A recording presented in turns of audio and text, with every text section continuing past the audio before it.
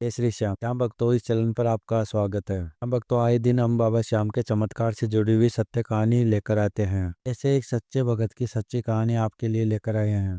बाबा श्याम आए दिन अनेकों चमत्कार करता है। जो भी कलयुग के अंदर बाबा श्याम की पूजा करता है, बाबा श्याम उसके साथ में करता है चमत्कार। इसकी जो सत्य कहानी है वह रीना जी की है। रीना जी बताते हैं, मेरी जिंदगी एक छोटे से शहर में छोटी छोटी खुशियों के साथ में चल रही थी। मेरा संसार मेरे 5 साल का बेटा अमंत के साथ ही चल रहा था। वह बहुत शरारत करता था, जो मेरे दिल को सुकून देती थी।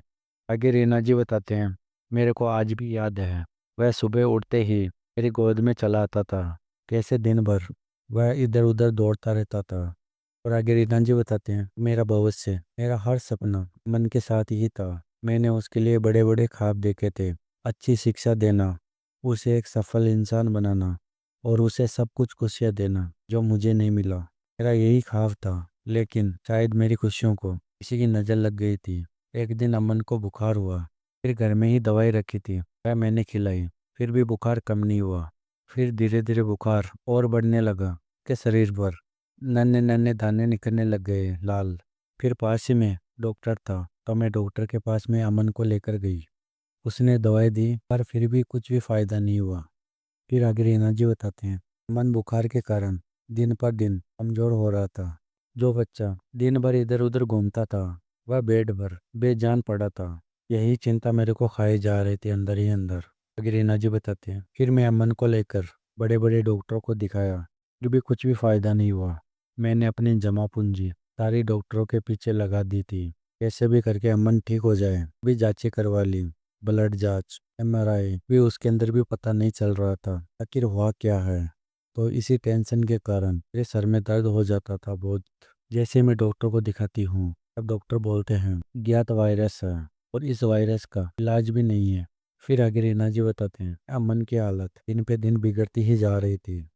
उसे सांस लेने में भी बहुत दिक्कत हो रही थी, जो उसे ऑक्सीजन सपोर्ट पर रखना पड़ा था। उसका वजन तेजी से घट रहा था। उसकी हड्डियां भी दिखने लग गई थी शरीर की। अब मेरे समझ में नहीं आ रहा था कि मैं क्या करूं। आगे रीना जी बताते हैं, मुझे अमन की दिक्कत मेरे को महसूस होती थी, जैसे मेरे कलेजे पर पत्थर से वार कर रहा हो। ऐसा मेरे को महसूस होता था। मैंने कई मंदिरों में उनके लिए प्रार्थना की, कई पीरों के दरगाह पर मन के लिए दुआ मांगी, फिर भी कुछ भी फायदा नहीं हो पा रहा था। मैं जो भी कोशिश करती थी उसमें मेरे को निराशा ही हाथ लगती थी। डॉक्टर ने तो यही कह दिया था कि हम इसमें कुछ भी नहीं कर सकते, हम अपनी तरफ से पूरी कोशिश कर रहे हैं। ये बात सुनकर ऐसे तो मेरे पैरों से जमीन ही खिसक गई थी। समझ नहीं आ रहा था कि मैं क्या करूं। अब मेरे पास निराशा ही बची थी, ना तो मेरे पास पैसे बचे थे, ना हिम्मत। फिर अमन को अस्पताल से घर पे लेके आ गए, क्योंकि डॉक्टरों ने कह दिया था अब हम कुछ भी नहीं कर सकते हैं। फिर मैं हर रोज मन के सिरहाने पे बैठी रहती थी, रात रात भर रोती रहती थी। समझ में नहीं आता था कि मैं अपने बच्चे को कैसे ठीक करूं। फिर आगे रीना जी बताते हैं कि मेरी दूर की रिश्तेदार एक दिन मेरे घर पर आई। वह बाबा श्याम की बहुत बड़ी भगत थी। वह हालचाल जानने के लिए मेरे मेरे घर पे आई। फिर उसने अमन की हालत देखी। वह बोलने लगी कि तुम्हारे बेटे को क्या गया है। मेरे रिश्तेदार ने कहा कि रीना, मैंने तुम्हारे बारे में और अमन के बारे में सुना है, किस हालात से गुजर रही हो। तुम हिम्मत रखो, सब ठीक हो जाएगा। उसने मेरे को हिम्मत दी। और आगे उसने कहा, जब इंसान के सारे दरवाजे बंद हो जाते हैं, जब हर एक उम्मीद से निराशा ही हाथ लगती है, तब बाबा श्याम का दरवाजा खुला रहता है और वहां से ही एक नई उम्मीद की किरण नजर आती है। फिर बाबा श्याम की हर एक कहानी बताई उसने, कैसे बाबा श्याम ने श्री कृष्ण जी को शीश दान दिया, कैसे हारे का सहारा बना बाबा श्याम। कि बाबा श्याम उनकी पुकार सुनते हैं। वो हर तरफ से हार चुके होते हैं, हर तरफ से निराश हो चुके होते हैं, बाबा श्याम उनकी ही पुकार सुनते हैं। उनकी महिमा अपरंपार है। मैंने उनकी खुद लीलाएं देखी हैं, कैसे चमत्कार करते हैं बाबा श्याम अपने भक्तों के जीवन में। ऐसा मेरे रिश्तेदार ने कहा मेरे से। और उसने कहा कि तुम बाबा श्याम के दरबार में जाओ, खाटू धाम में।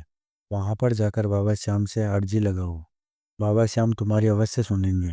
बाबा श्याम को हारे का सहारा ऐसे नहीं कहा जाता है। वह तुम्हारे दर्द को, तुम्हारी तकलीफ को बाबा श्याम दूर करेंगे। और तुम बाबा श्याम की पूजा करो, तुम्हारी पुकार अवश्य सुनेंगे बाबा श्याम। और आगे रीना जी बताते हैं कि पहले तो मेरे को विश्वास नहीं हुआ। उस रिश्तेदार की आंखों में मैंने देखा, विश्वास देखा बाबा श्याम के लिए। मेरे को भी विश्वास हो गया बाबा श्याम पर।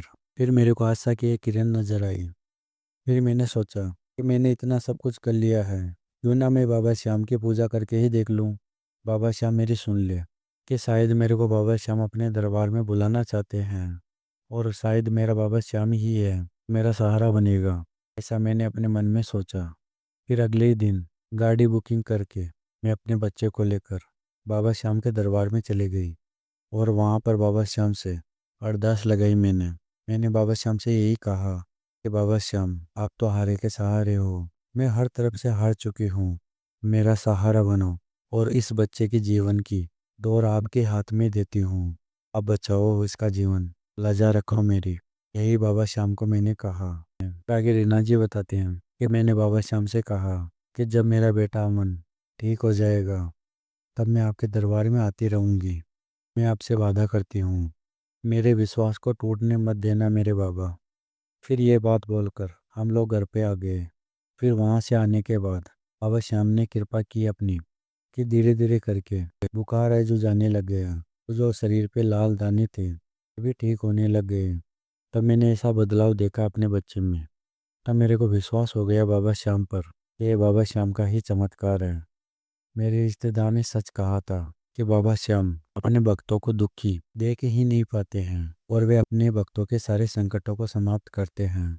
फिर मैंने सोचा कि क्यों ना मेरे को एक बार डॉक्टर के पास में लेके जाना चाहिए अमन को। फिर मैं अगले ही दिन डॉक्टर के पास में लेकर गई अपने बच्चे को। और आगे रीना जी बताते हैं कि अमन की खून की जांच हुई और सभी जांचें की। इस बार रिपोर्ट चौंकाने वाली थी।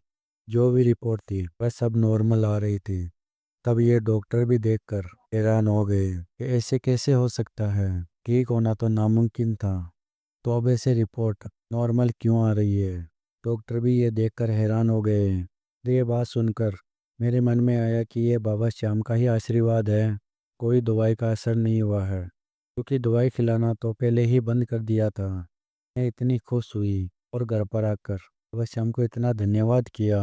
अरे बाबा श्याम, आपने ही मेरे बच्चे को नई जिंदगी दी है, मैं आपकी सदा ही आभारी रहूंगी। ऐसे हैं मेरे बाबा श्याम। बाबा श्याम के समक्ष कितना भी बड़ा दुख क्यों न है, वह टिक नहीं पाता है।